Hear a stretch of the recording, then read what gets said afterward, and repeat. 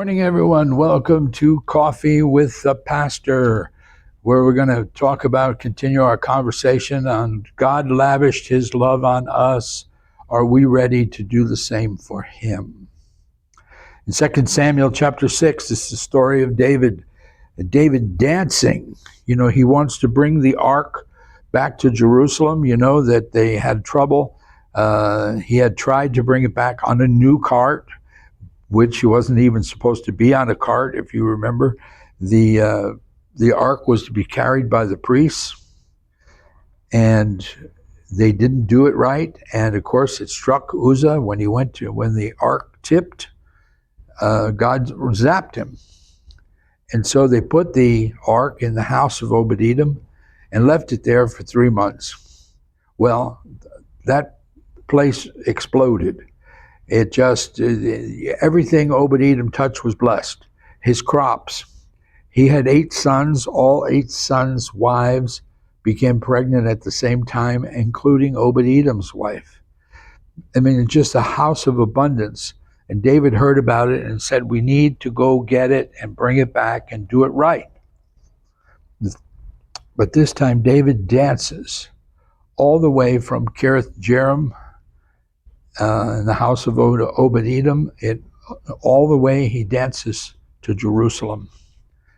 And David, at the end, David comes and tries to bless his household. And Michal, the daughter of Saul, came out to meet David and said, how glorious was the king of Israel today. Now, obviously being facetious.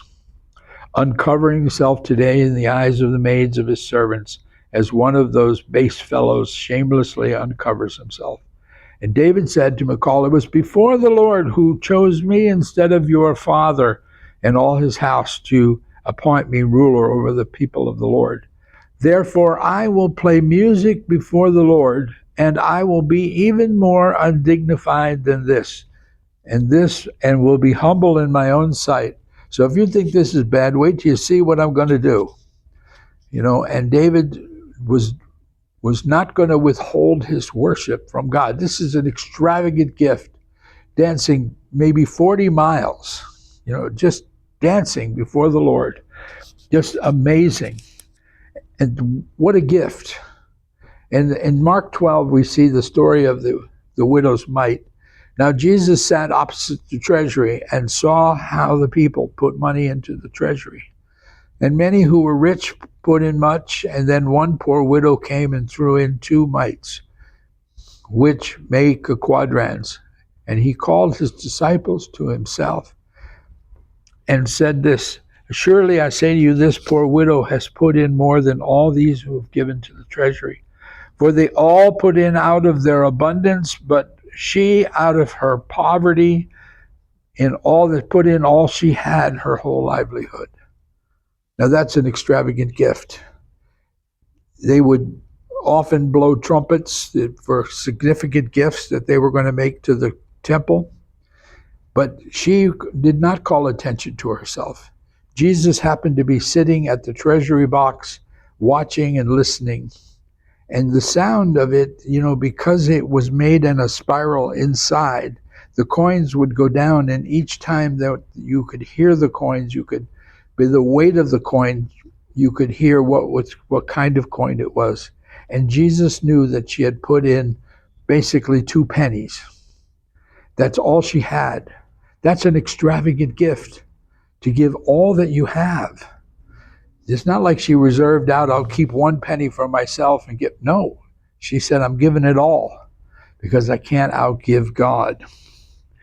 In Ruth chapter 3, we see that Ruth is faithful. If you remember, Naomi, her mother-in-law, her husband dies, and her 2 sons also die as well. And so now Naomi is coming with her 2 daughters-in-law, one being Ruth, the other being Orpah. And we see that both of them are coming with Naomi, and then Ruth is the only one who sticks it out with her. and they're trying to find a kinsman to marry her. In those days, it was common if someone had died in your family, you would find another family member to carry on the name and marry the widow. Then he said, this is Boaz speaking, "Blessed are you of the Lord, my daughter, for you have shown more kindness at the end than at the beginning, in that you did not go after young men, whether poor or rich. And now, my daughter, do not fear. I will do for you all that you request. For all the people of my town know that you are a virtuous woman." And of course, Boaz agrees to become the kinsman redeemer. And he said, if you have another relative, I'm going to ask him flat out if he wants to do this. And if he doesn't, I will do it. And that's exactly what happens.